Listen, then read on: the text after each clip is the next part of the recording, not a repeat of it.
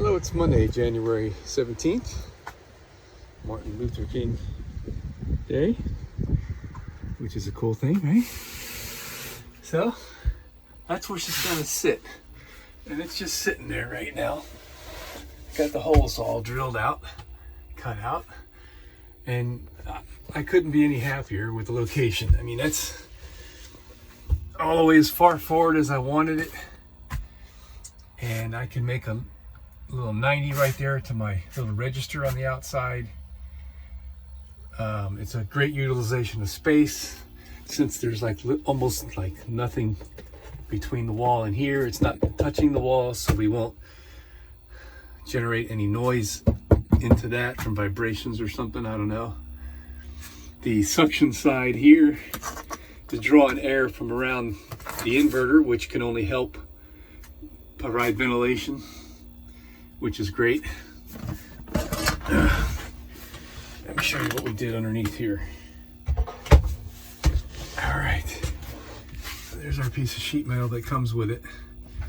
And I guess what we'll do when we install that is put some caulking or butyl tape, I don't know which, around the mat here, since this is not a smooth surface. All right, we don't want any fumes coming in there, which is anal retentive, I guess. But so what I did is I drilled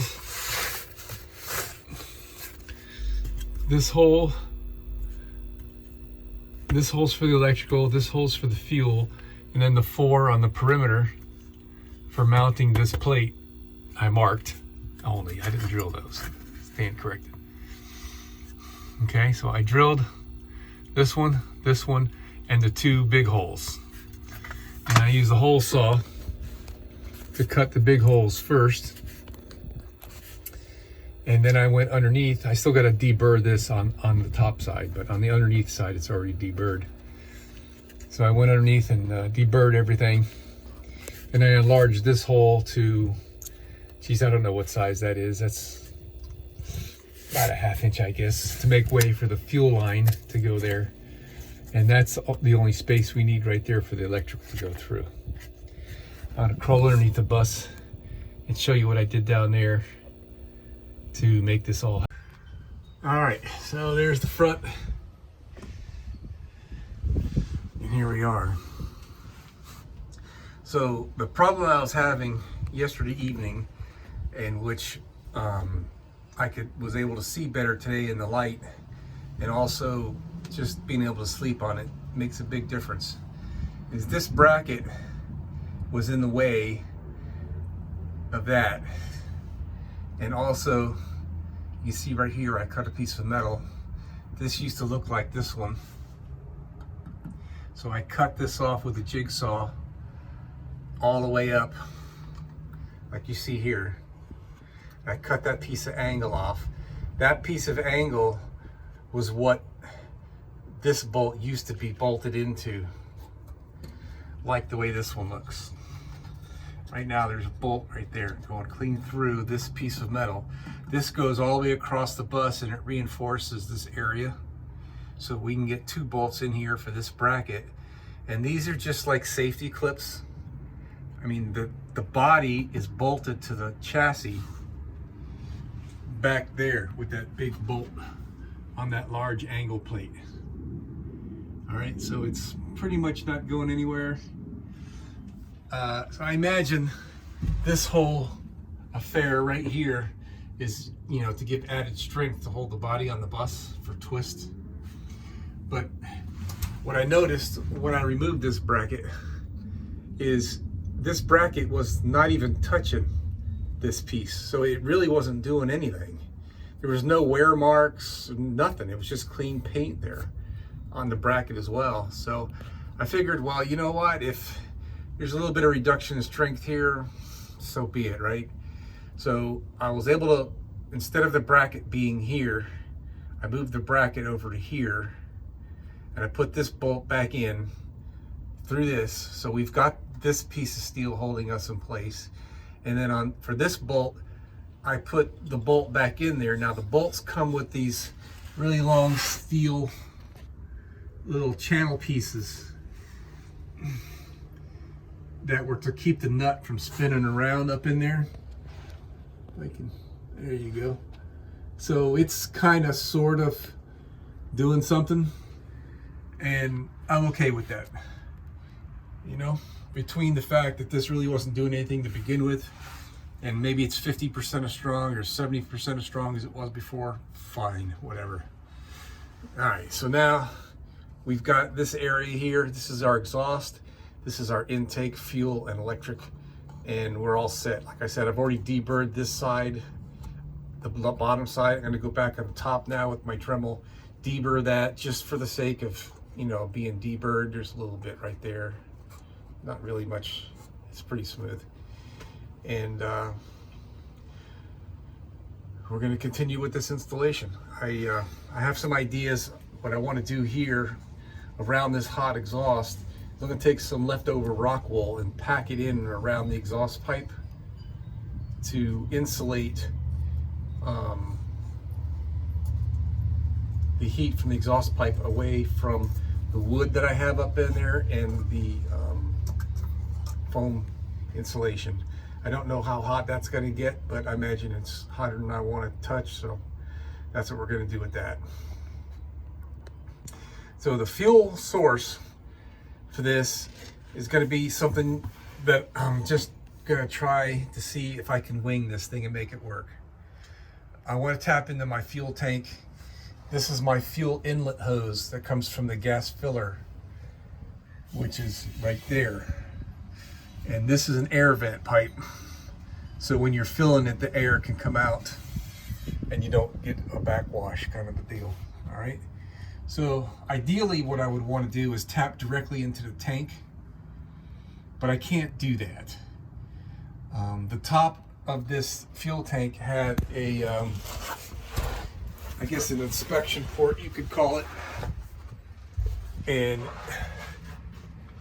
it was way up in there where I can't see. This is the forward of the fuel tank. Let me try turning on the light. Okay, there we go. So somewhere back in there was a spot that the floor had an opening. You could just barely see it right there at the bottom of the screen. So that would be the place to access the fuel sending unit, and there's a large opening in the tank that you could pull but all that stuff was not aligned correctly anyway. I couldn't even see where the fuel lines were coming out of the top of the tank, and I didn't see an opportunity where I could braze or solder a nipple on the top of the tank to put a dip tube down in there. So the only option I have are these brown lines right here. That's my fuel lines that I could put a T into and T into the fuel line. And I don't think that would be a problem, but I don't know that for sure, since when the engine's running, there's going to be some suction on that line. And I don't know if that's going to mess with the heater, because I would like to be able to use the heater while I'm driving, or I'd like to have the ability to use the heater while I'm driving, just in case. So, I gotta tie this up. What was that? Oh, that's the 120 volt power that's running to the front of the bus. Okay, so here's my idea. Come back over here. I got this fuel filler neck right here. I ordered a 3-inch long nipple for this. This is 2-inch diameter rubber hose. And what I'm planning on doing is cutting this hose and installing that steel nipple, and then soldered into that nipple, I'm gonna put a fitting in here. And now, to better show you what I'm talking about, I'm gonna go up on top of the bus with the parts. All right, so this is 1/8 inch pipe brass, and I got this 90, that I chucked up in the lathe. A little bit disappointed in the trueness of the thing, but it's going to work okay. It's the outside looks like a 90, but the threaded holes are not a 90. They're a little bit less than a 90. So when you put it together, it's not a true 90 with the rest of the fittings. You can almost see it when you look in that hole, that hole is like going toward the left. It's not going straight in. How's this one? I don't know.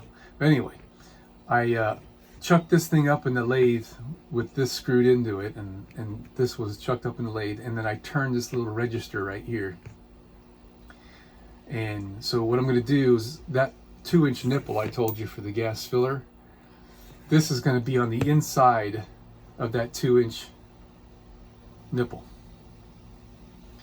Okay, so inside that pipe we're going to have this. Hold on, there, I assembled it now so it's a little easier to see. This will be soldered to the side of the nipple, and then running down the 2-inch nipple towards the fuel tank, I've got this 1/8 inch pipe nipple, coupler, and a compression fitting that's made. This is a Parker quality compression fitting that's made for nylon tubing, like this stuff. So we're going to have nylon tubing in here, and the nylon tubing is going to run down into the fuel tank. Originally I thought I was going to use this fitting as like a weight at the end of this nylon just to hold it down a little bit better, but I've got a better idea. I'm going to make my own little hose barb like this. Matter of fact, I'm going to copy this right here, and with heat I'll be able to force that up in there and it won't come off. Okay, and this piece of brass I'm going to make maybe, I don't know, 2 or 3 inches long, 2 inches long, and it's going to be solid metal the whole way except for the end. I'll have the end drilled, and then so we're up off the bottom of the fuel tank an inch or so, a hole in the side of it so we can draw and not pick crud up off the bottom of the tank. So that's the plan for getting fuel out of the diesel fuel tank on this bus. And now on the outside of this nipple, the 2-inch nipple that's in the gas filler neck, all you're going to see are these threads. So I'm going to screw into there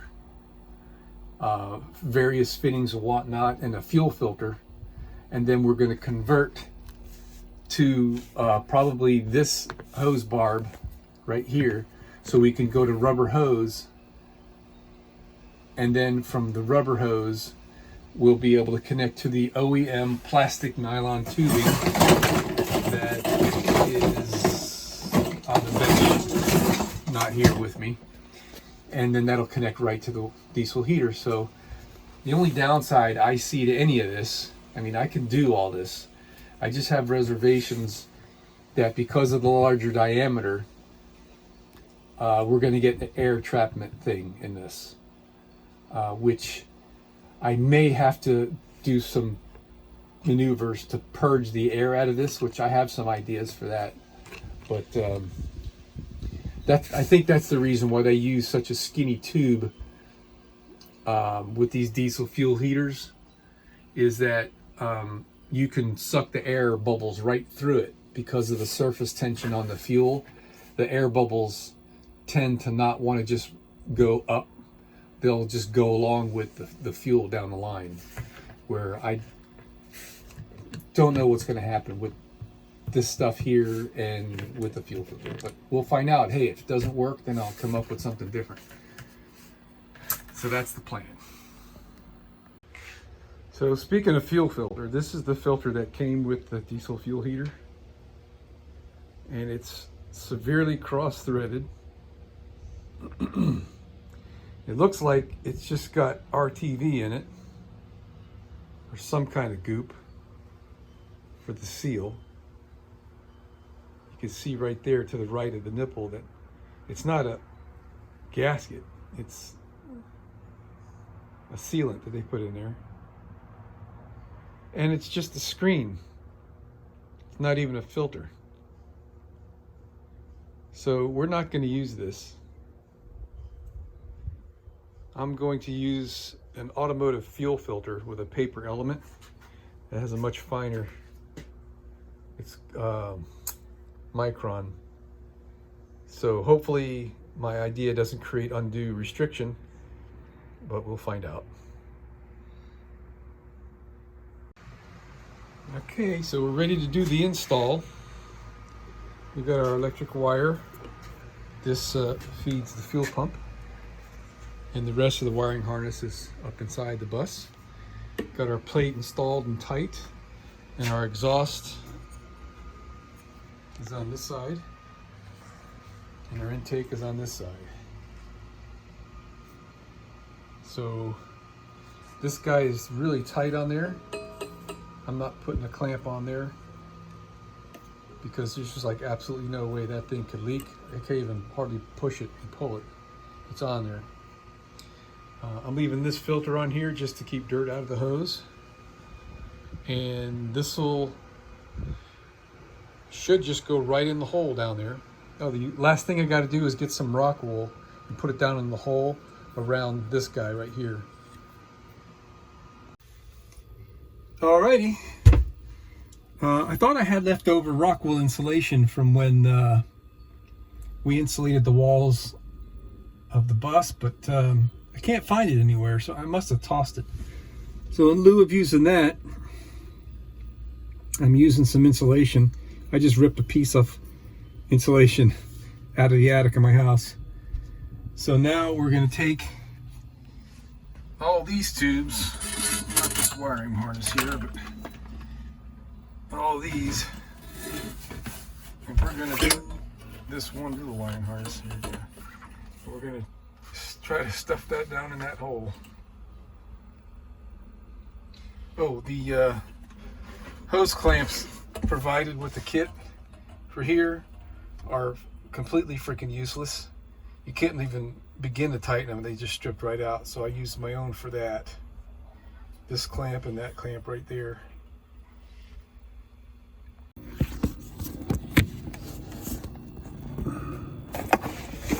Alright.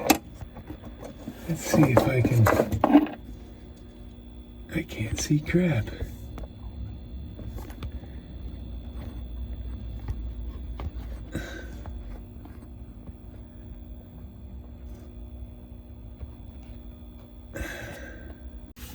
Alright. So let's see if I can do this now. Got my little mirror.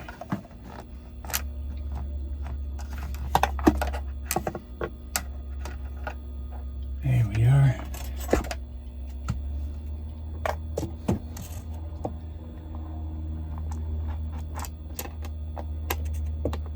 There it is, right there. Got it. Easy, that wasn't that too easy. It would have been easier if I didn't use stainless steel screws. And the magnet would have stuck.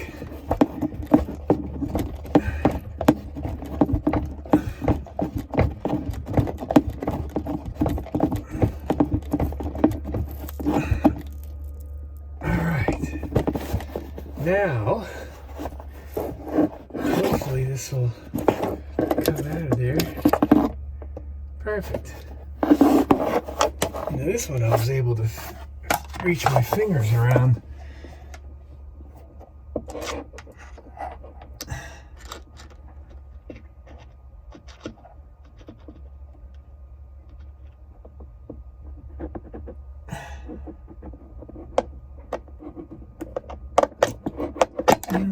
I can't get the screwdriver in there.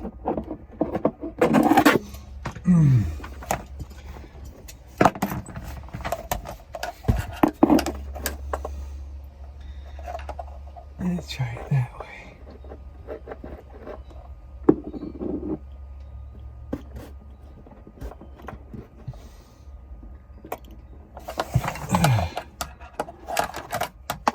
Jesus.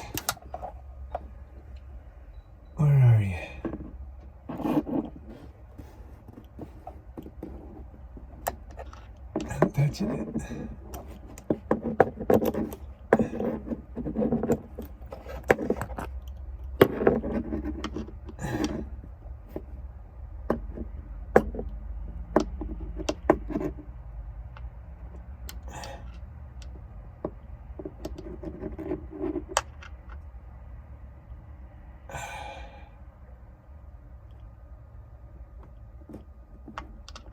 There it is.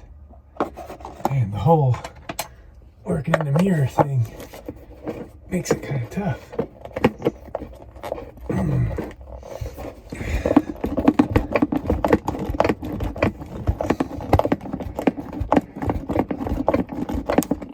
Alright.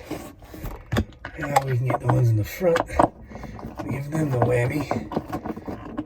I'm glad I didn't try to put any butyl tape or anything underneath this. That would have just made this even harder. Okay, seesaw. Can't get my fingers or anything down in there, but I do have hemostats.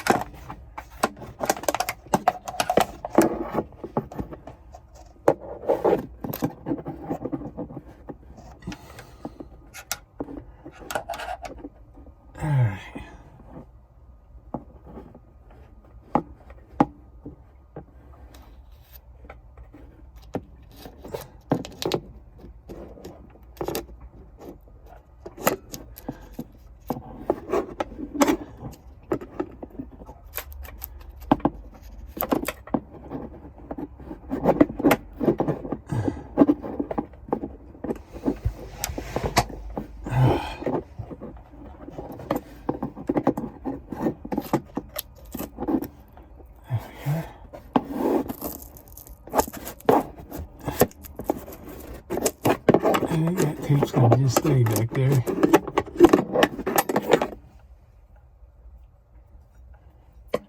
And I hope I don't ever have to take this heater out.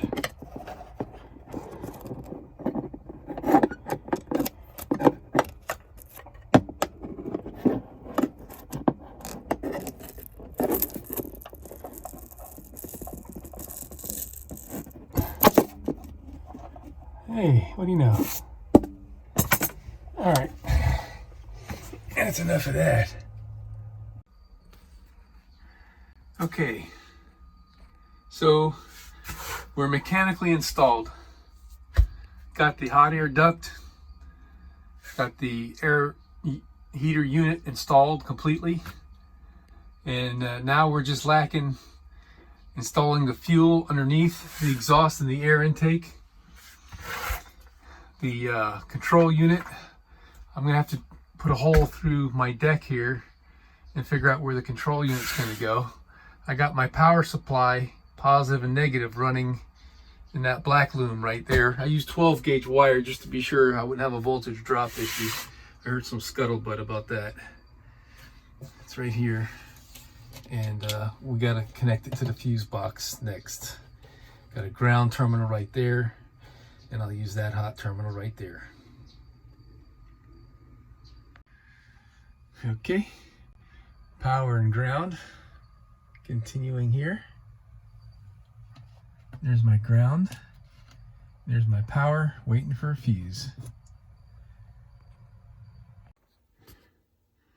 All right, man, I got it. The wire was long enough. Just made it. I've got that much to spare. So I'm just stuffing it in here. This is the forward side of the ventilation fan for the inverter. So I just stuck the wire right there, kind of snuck it into the little gap that's right there, and then I ran the wire up this cabinet